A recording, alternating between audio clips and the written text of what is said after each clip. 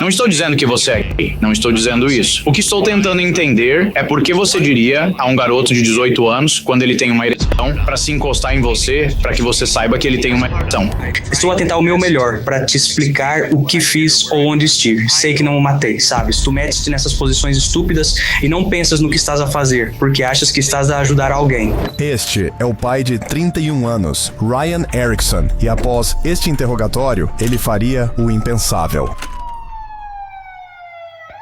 Numa fria tarde de fevereiro de 2002, 2 tiros romperam o silêncio no interior da funerária O'Connell, pondo fim de forma brutal às vidas do diretor Dan O'Connell e do estagiário James Ellison. Durante 2 anos, a investigação deste duplo homicídio estagnou após quase 2.000 entrevistas, até que uma denúncia de 2004 sobre a má conduta de um padre com adolescentes deu aos investigadores um novo motivo para interrogar o padre católico Ryan Erickson. O que se segue é um dos casos mais perturbadores e desprezíveis de pessoas que deveriam fazer o bem, fazendo o mal, que já encontrei. Padre Erickson era um padre católico de 31 anos com uma conhecida fascinação por armas de fogo e um padrão preocupante de fornecer álcool a adolescentes. Ele tinha visto Dan O'Connell poucos dias antes do assassinato, um encontro que investigadores acreditavam ter envolvido um confronto sobre o comportamento inadequado de Erickson com menores. Esse contato recente e direto com uma das vítimas, sob alta tensão, levou detetives a interrogar o padre Erickson sobre o duplo homicídio. Você sabe quem matou Dan O'Connell e James Ellison? Não faço a menor ideia. Se soubesse, você nos diria? Se eu soubesse, isso não estivesse sob o sigilo do sacramento da reconciliação, eu lhe diria. E ninguém veio até mim dizendo que mataram James Ellison ou o Dan O'Connell. Quando o pressionam sobre os seus movimentos antes e depois do incidente, as suas mentiras começam a desvendar-se. Ele não consegue manter a sua história, misturando cronologias e inventando detalhes que colapsam ao menor escrutínio. Voltando a algumas das coisas que conversamos na sua recordação daquele dia, há algumas discrepâncias. Aquilo que ouvimos nas 2 vezes. Fez outra parada antes disso? Retornou à igreja? Eu teria subido e dito a Ellen que eu ia sair ou que voltaria em breve ou algo assim, e então teria ido à tabacaria e depois voltado foi quando vi a Ellen. Naquele momento, se você não tinha a menor ideia, Ryan, se o padre tinha ou não subido lá em cima, por que você não foi? Foi naquela altura que acho que sim, que eu cheguei a ir lá em cima, mas eu não consigo me lembrar. De jeito nenhum, eu realmente não consigo. Eu sei que fui lá em cima, e sei que estive lá em cima várias vezes, e sei que vi, ou acho que vi o padre De Bruzi lá em cima, ou alguém me disse que ele estava lá, uma das 2 coisas, e foi aí que pensei, bem, se o De Bruzi está lá, o De Bruzi está lá, ele está na casa funerária, e quando eu tinha subido, de novo, para dar uma olhada, foi quando me disseram para continuar andando. Ele apresenta mais uma versão inconsistente da sua ida à tabacaria, e este novo relato contradiz diretamente o que ele afirmou momentos antes. Para visitar Ian Hurley, você tinha mencionado, sabe? E isso é algo bastante significativo, mas você tinha mencionado, o que você ouviu sobre a quantidade de disparos, o local exato dos disparos? Você se recorda de ter dito isso? Não me lembro de ter dito sobre colocação de tiros. Quer dizer, em que parte dos corpos? Só você me indicara. Não se lembra de ter dito isso ou não disse? Bem, não acho que tenha falado nada sobre isso. Acho que me lembro de você ter feito a pergunta. E olha, bem, eu não tinha certeza ao certo, mas não sei bem como eu... Sabe o local do tiro? Se te dissermos que há pessoas que se apresentaram desde a nossa conversa, sabias que íamos voltar e falar com as pessoas? Que eles disseram que te viram voltando para a igreja, no sentido norte, na rua Wisconsin. Pode nos explicar isso?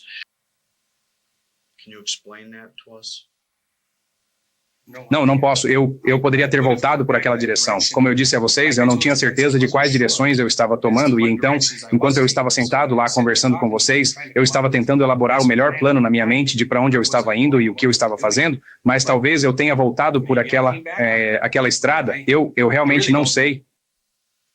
Mas você voltaria à funerária. Eu realmente não me lembro. Conhecer a posição exata dos tiros é informação que só detetives escolhidos e o assassino teriam. Como ele poderia saber? As coincidências são difíceis de reconciliar, então eles lhe dão um esboço da área. Quando você viu o Sargento Jensen, foi isso na sua passagem inicial? Eu acho que aquilo tinha sido... não, foi mais tarde, já no fim do dia. Mais tarde, Sim. no decorrer do dia, quando você voltou? De primeira, eu acho que foi nessa altura que fui para o convento, então. Penso que foi aí que fui para as irmãs. Tá bom. Antes de voltar à igreja? Não, seria a segunda vez que eu vim ou a terceira vez. Certo, vamos conversar sobre a primeira vez aqui. Então você passou, depois saiu, subiu até a igreja e algo aconteceu. Sim, disseram que alguém se machucou ou algo tinha acontecido, e eu podia jurar que disseram Certo, Dan, então, que o Dan se tinha se machucado por acaso? Ou será que o Dan foi morto?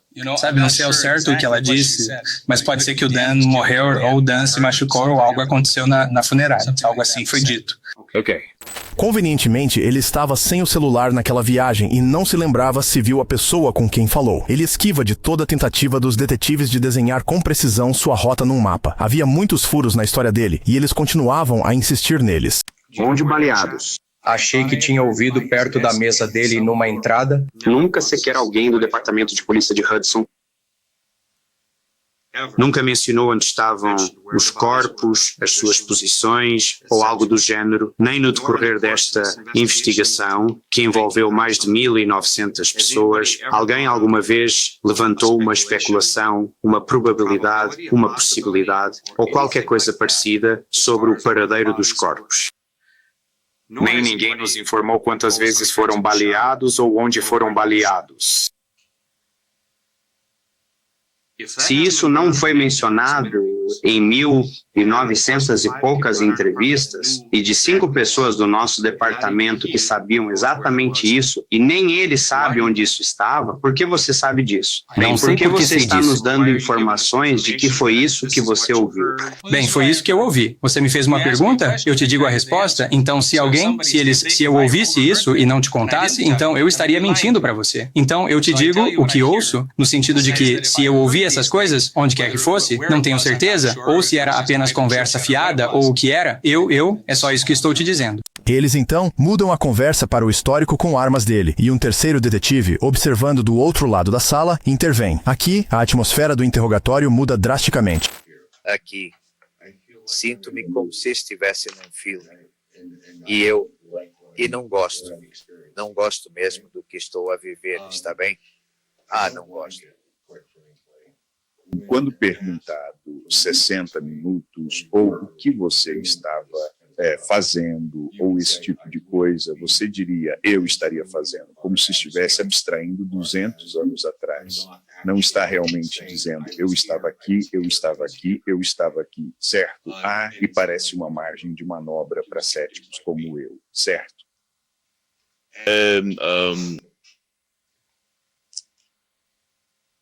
Ao que parece, se eu fosse ser um pouco indelicado, ou, para ser completamente sincero, você possui uma memória bastante seletiva, não é?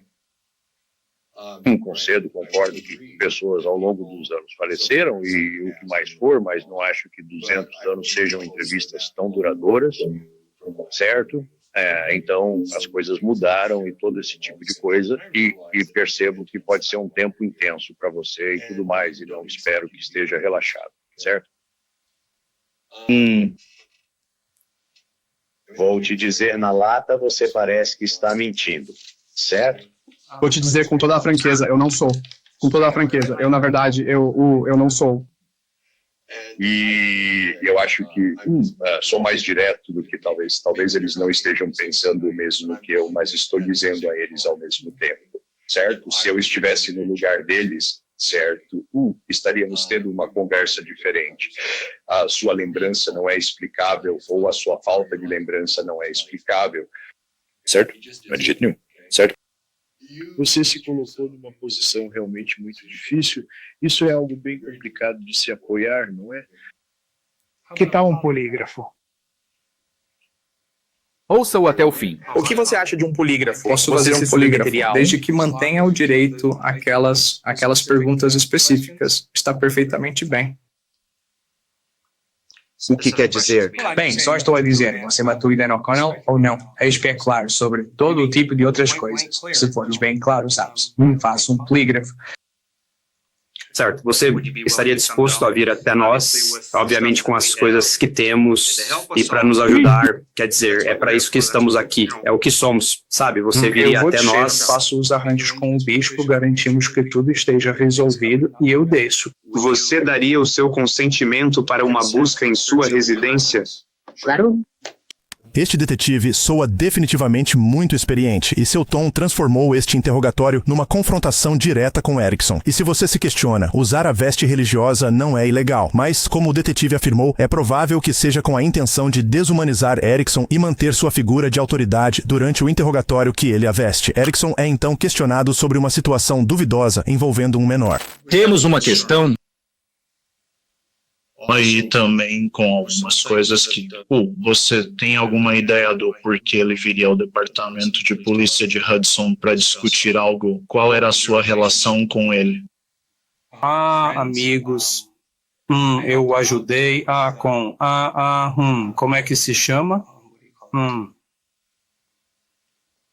Bem, como amigos vocês eram dele? Ele alguma vez ficou muito embriagado e passou mal?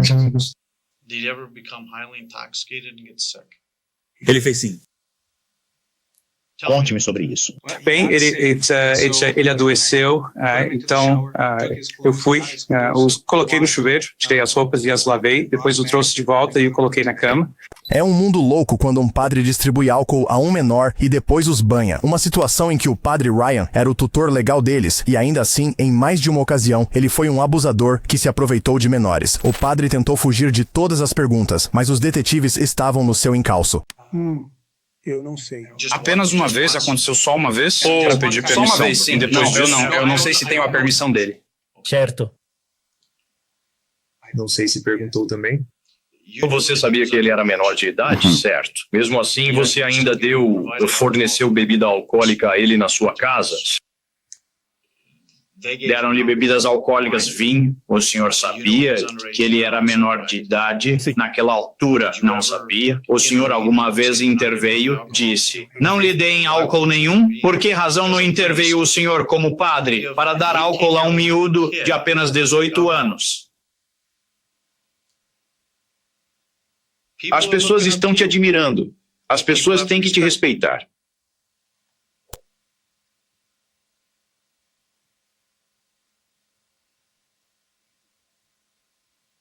Há alguma razão legal para que permitisse isso? O silêncio do padre Ryan é ensurdecedor. Detetives já sabiam sobre alegações passadas de má conduta sexual que remontam aos seus dias de seminário. Alegações que haviam sido arquivadas após uma avaliação psicológica na época. Eles então o pressionam ainda mais.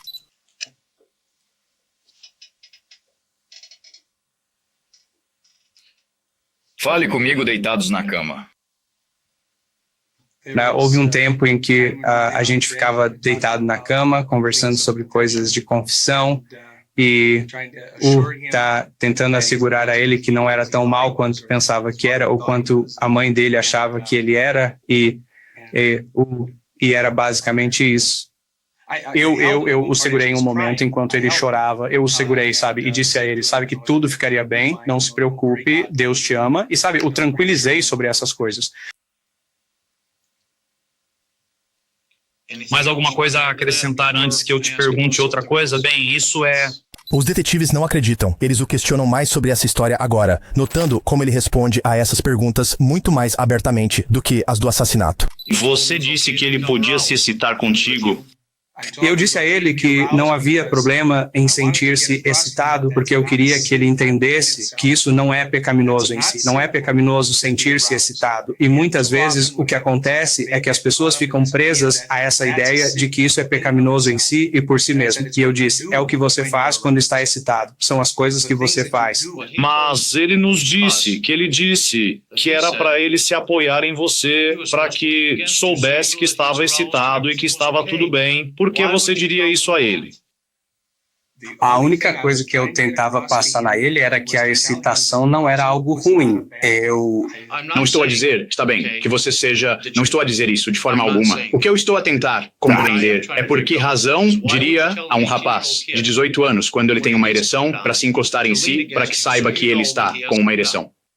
Porque eu queria que ele ultrapassasse a vergonha, a ideia de que isso é uma coisa má, que temos que esconder esse tipo de coisas. Mas me diga de novo. Por que ele deveria se encostar em você quando estava excitado? Só ajude minha mente, me esclareça isso. Não tenho outra explicação a não ser dizer que o que eu estava tentando fazer era que ele entendesse que aquilo não é mal, não é algo ruim, não é algo errado. E se... Eu não sei. Isso é um desafio. Você teve algum contato sexual com outro homem? Não. Como seria então com uma mulher? Não. Você já teve contato sexual com criança? Não. Um juvenil? Ouvir tais palavras vindas de um sacerdote é revoltante, mas a memória do padre Erickson não está turva neste assunto. Ele até se recorda das vestes que usava naquela noite com o jovem. O que acha que deve acontecer? Quem foi que matou o Dan O'Connell e o James Ellison? Acho que eles deviam ficar presos por um longo tempo, pela vida toda. Certo. O que quer dizer, Guada? E preso na prisão. Você não sabe quem matou o Dan O'Connell? Não, eu não sei quem ele matou. Você tem ideia do porquê ele foi morto? Não, eu não sei por que ele foi morto. Por que James Ellison foi morto? Eu não sei.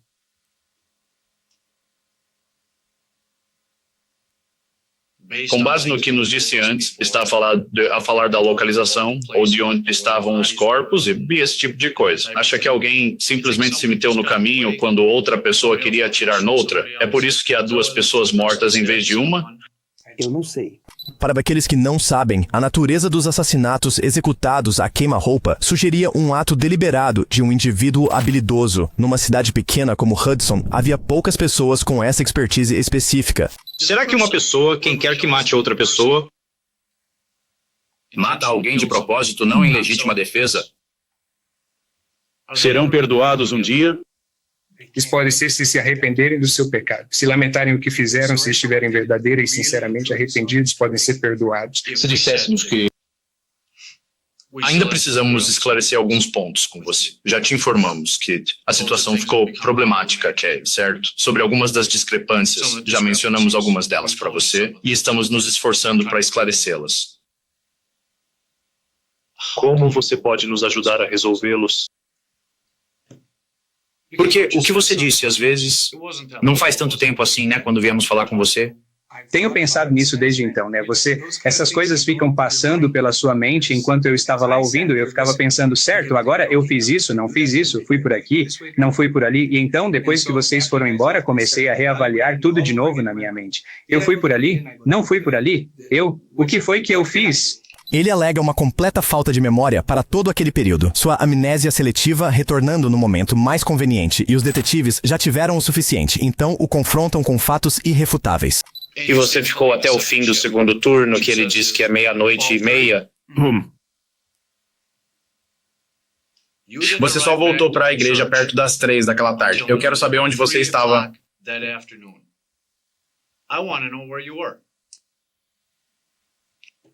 Onde você esteve? Disseram, não estava na igreja. Bem, não tenho certeza. Precisamos de mais. Você nos disse antes que sabia exatamente onde ia, Ryan. E depois você voltou. Achei que sabia para onde ia. Temos uma lacuna do que você diz ser 12:30. Até outras pessoas que afirmam que você não chegou na hora, igreja... Algum deles chegou a dizer que horas eu saí. Algum deles sabe a que horas eu fui embora? Refiro-me a Ellen nós ou a precisamos outra pessoa saber qualquer. de uma coisa. Você nos diria, ou tentaria nos ajudar, para onde você iria por tanto tempo num dia de semana, bem no meio do dia? Seu pai, Peter, estava de férias. Poderia ser em qualquer lugar, poderia ter ido. Sei que não estava lá, mas era típico de mim. Não havia nada, não havia. Ao abrir a agenda, não Não tinha havia nada lá. Não é incomum eu sair e ir à missa do folheto para ir à capela, lá nas cidades. Sim, onde ele fez Mas aquilo eu sei que não estava lá naquele dia, tenho quase certeza disso. Mas estou apenas dizendo, não é incomum para mim simplesmente sair do escritório e ir. Você saiu da escola, mas para onde foi? Eu podia ter ido, eu sei que fui para o tabaco. Lembro-me do tabaco. Você não foi à igreja, você não disse a ninguém na igreja para onde estava indo. Eles tentaram entrar em contato com você. Estavam precisando da sua ajuda lá na funerária. Você não foi encontrado em lugar algum. Lembro-me do que ele disse, ou pelo menos lembro-me tanto quanto consigo lembrar do que ele disse. Sei que fui por aquele caminho, sei que vi que algo estava errado na casa funerária e sei que estava a ir à tabacaria e eu não consigo explicar aquele tempo em que eu estava, que está em falta no teu eu Sei que não matei ninguém, sei. Ei, não está faltando na minha parte, está nas suas mãos. Bem, eu sei disso, mas o que eu quero dizer é que eu não sei como te dar esse detalhe que falta, sabe, de onde eu estava naquele período de tempo.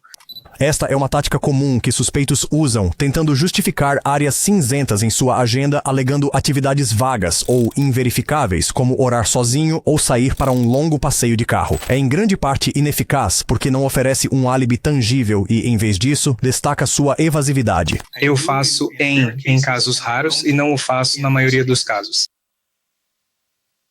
E este caso? Neste caso, a minha opinião pessoal é de que a resposta é não. Por quê? Porque eu penso a pena de morte é reservada para aqueles que não podem ser reabilitados e para aqueles que cometeram atos criminosos de uma crueldade tão extrema como assassinos em série e outros do gênero. O que te faz crer que não é o caso aqui? Não acho que seja um assassino em série. Um crime atroz. Como sabe que podem ser reformados? Bem, eu não penso assim. Você me pediu a minha opinião, eu te dei Sobre a minha a pena de opinião. morte? Pois é. Então, você acha que a pessoa que matou Dan O'Connell e James Ellison não deveria morrer porque você sente que ela pode ser reformada? Eu não sei. Eu diria que a pessoa que os matou, eu acredito na vida e ninguém, seja quem for, não deveria ser morta. Será que ele ficou apenas preso por muito tempo? Eternamente. Não é chocante. Isso se alinha à crença dele de que o assassino pode ser perdoado. Antes deste interrogatório, a polícia buscava seu paradeiro. Ele admitiu que sabia, mas aguardava a ligação deles. Isso não parece o que faria um padre inocente disposto a cooperar com as autoridades. Queriam saber como o pai morreu. Como?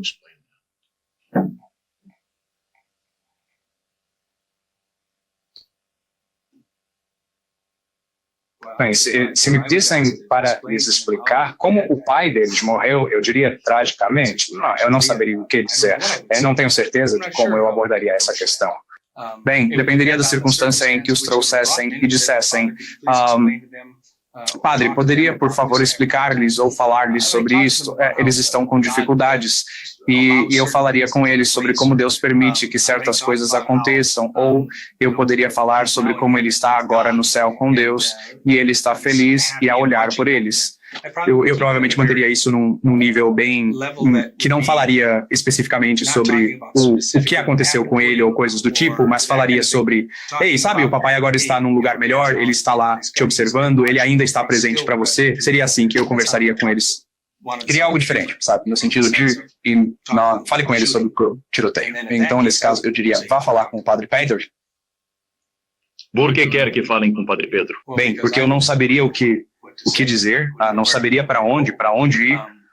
Não sou especialista nesse tipo de campo. Sou especialista no campo de Deus. Posso falar sobre, sabe, o amor de Deus e a esperança de uma alegria que nunca acaba, mas eu não saberia nem por onde começar a aconselhar uma criança sobre a perda do pai, ainda mais de uma forma tão trágica como essa.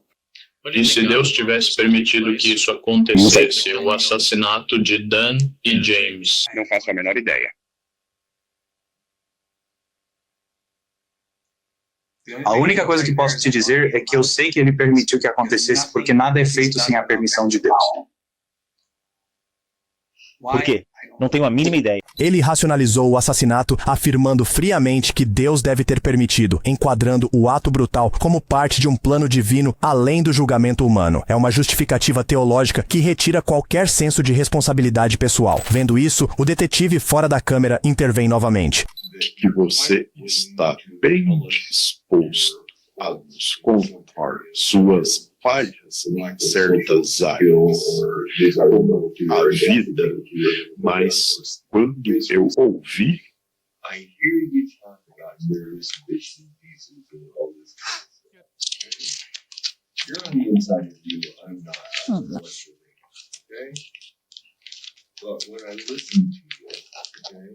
Vejo cada vez menos.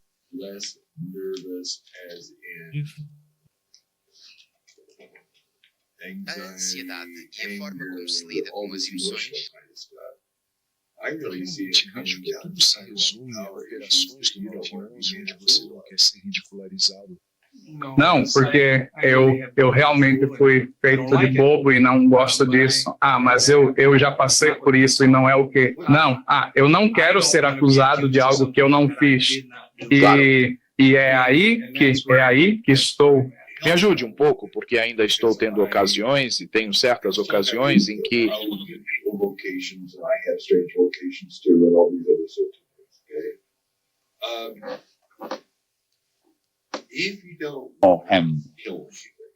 Aí, se você não quer matar e coisas do tipo, ok, eu acho uma coisa estranha ser um aficionado por armas de fogo que são projetadas para matar. Ok? E, que satisfação há nisso, além de conseguir uma morte com uma arma e essas...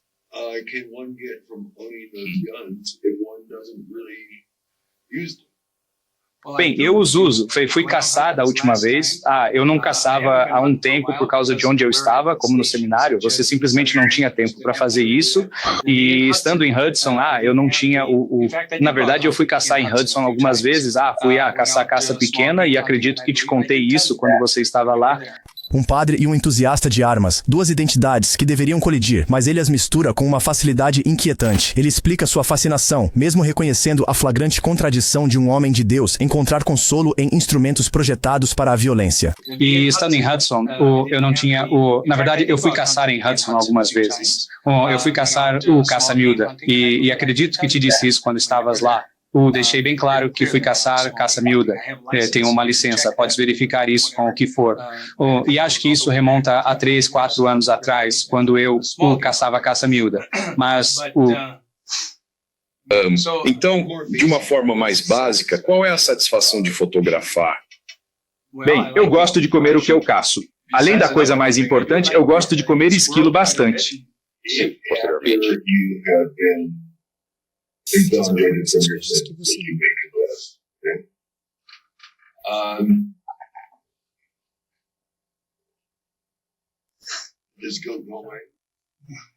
Não penso assim. Aí você acha que a culpa sempre fica com você. Pelo menos eu descobri que as coisas que eu fiz, a culpa está sempre presente. E a razão pelo menos da forma como eu racionalizo na minha própria mente, é que essa é a maneira de Deus dizer, não faça isso de novo. Correto.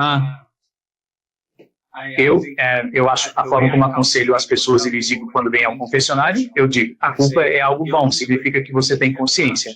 Ele é então interrogado sobre seu passado. Detetives querem saber se ele já se confessou de seus pecados e qual é o limite das leis que ele quebrou ao longo de sua vida. Qual é a pior coisa que você acha que já fez na sua vida que foi ilegal? A pior coisa que fiz de ilegal foi dar bebida àqueles miúdos, quando sabia que não devia. Voltando a uma arma de fogo que seria utilizada para matar Diana James? Sabe onde está aquela arma de fogo? Não. Já te disseram onde está aquela arma? Não. Não há absolutamente ninguém em Hudson? Você já parou para pensar onde está a arma? Eu diria a mim mesmo onde está o revólver? Não. Se acha que tudo o que viu é loucura, a próxima parte é ainda pior. Eu acredito que se a pessoa sabe que seu suicídio é errado e o comete, eu acredito que está nas mãos de Deus. Eu acredito que é misericordioso. No fim das contas, o que eu acredito é que eles não acreditam. É isso que eu acredito. Mas há outros fatores que entram em jogo nisso, como se eles estavam com o estado de espírito adequado. Mas apenas com base no suicídio em si, eu diria que seria simplesmente... Não.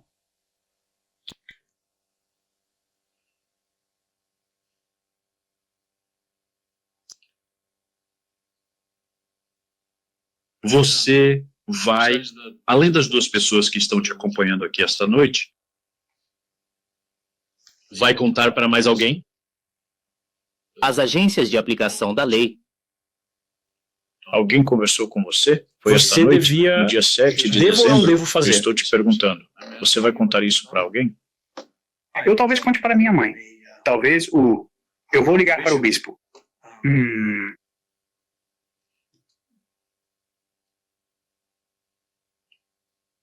O que vai dizer? Bem, eu vou apenas dizer a eles que você me questionou sobre essas coisas. Eu vou imediatamente dizer a eles que houve uma acusação contra mim, porque eu tenho o direito de fazer isso. Acusação feita por quê? Bem, pelo jeito que você falou, parecia que havia uma acusação sexual contra mim. Se há uma acusação sexual contra mim, eu tenho que avisar o bispo para que eu possa ser removido da minha posição e passar por toda aquela porcaria que... Será que alguém alguma vez, nós aqui nesta sala? Era o que eu estava a fazer suposições. Certo.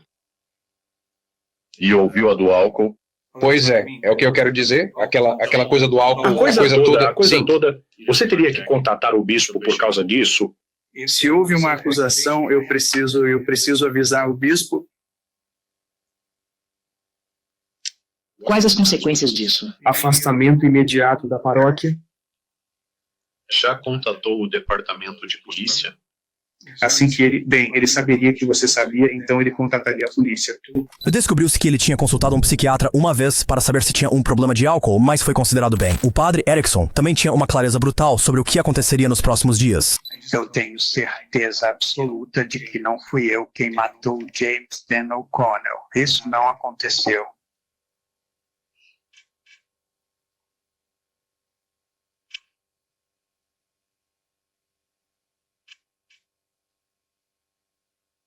Você matou o Dan? Não fui eu que matei o Dan.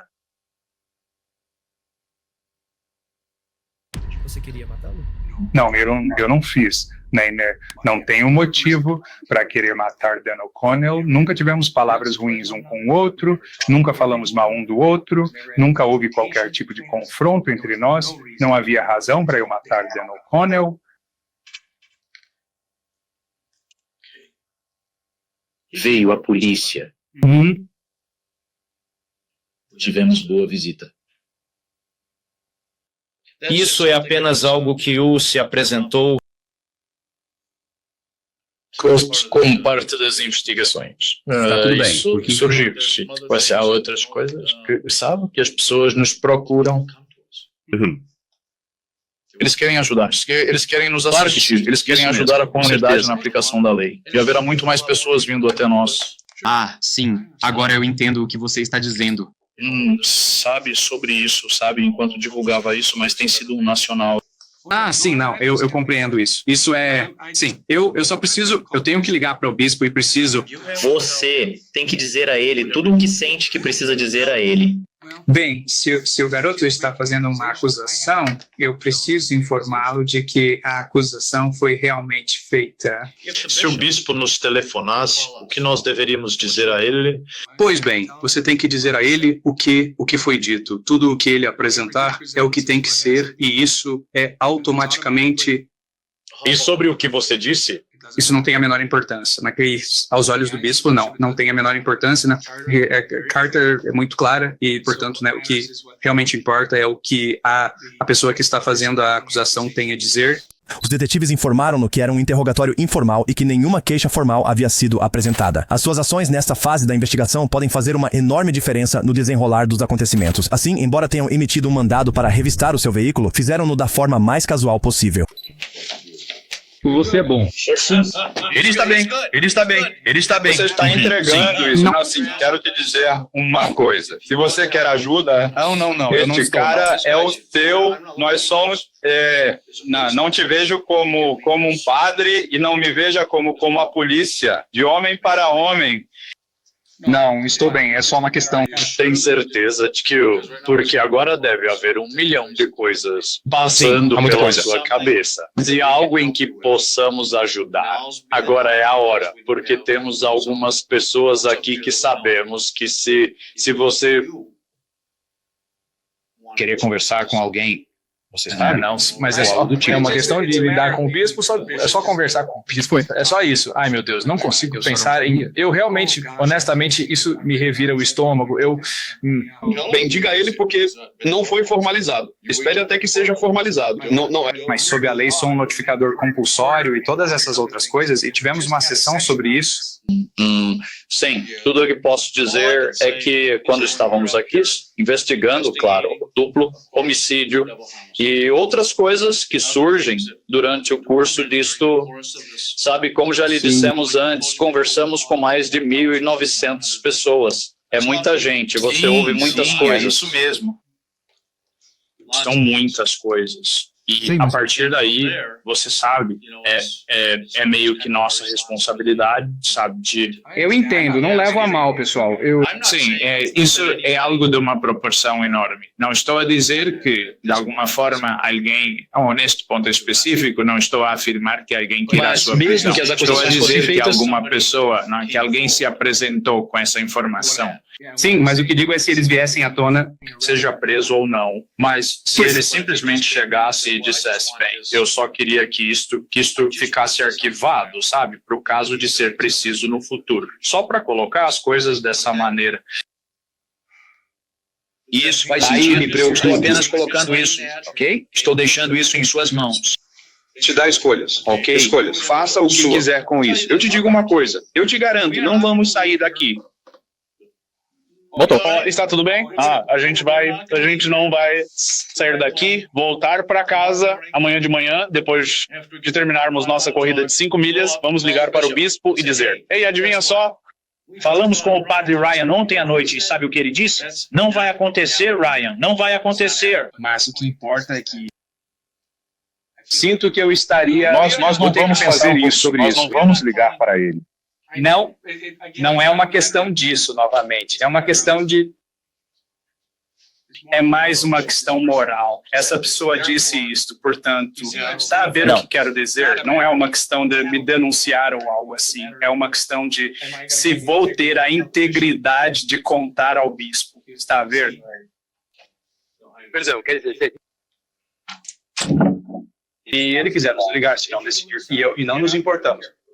O padre Erickson fala sobre integridade e fazer o certo com uma seriedade que mostrava que ele estava aterrorizado com a ideia. Desde que as perguntas terminaram, ele começou a falar mais consigo mesmo do que com os detetives. Ele parecia completamente exausto pela batalha enquanto ponderava sua própria responsabilidade e se deveria relatar formalmente o assunto ele mesmo. Percebendo o seu estado de espírito, os detetives tentam acalmá-lo. Explicam que o foco é no assassinato e não era uma queixa formal. Eu não sei onde eu estava entre 12h30 e 3 horas, a não ser para dizer que eu estava acordado. Eu sei que Devac foi baleado. Vou te fazer uma pergunta, e uma pergunta honesta, e pode até me responder. Se eu estivesse puto a ponto de atirar e matar. E eu te perguntei se você tivesse feito, você contaria? Você contaria para mim ou para o Jeff? Se eu tivesse feito agora mesmo, se eu tivesse feito e estivesse vivendo com isso há tanto tempo e vocês tivessem me encurralado aqui, eu cederia, eu contaria, eu sei que sim. E a razão é porque acho que a culpa seria tão avassaladora, eu realmente acho. Se você pudesse se safar, você nos contaria? Não. Sim, quer dizer, se eu pudesse safar-me?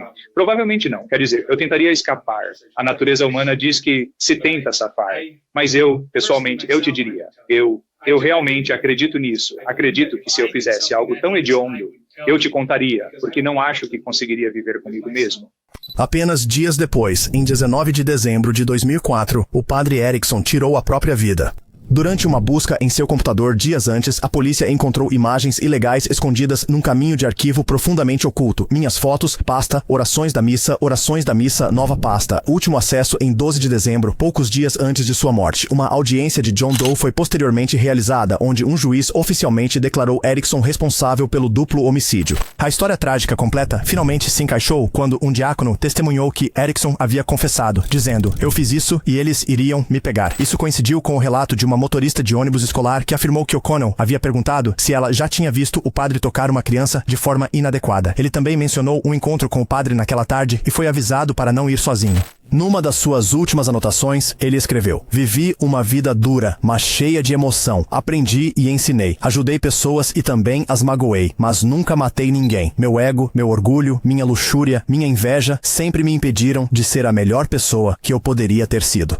Estou cansado. O padre Erickson havia matado para silenciar o diretor da funerária e eliminar uma testemunha. Numa reviravolta cruel e final, o único membro do clero a visitar a viúva nos 2 anos após o assassinato foi Ryan Erickson, o assassino. Se você gostou da nossa produção, não deixe de curtir e se inscrever. Até a próxima.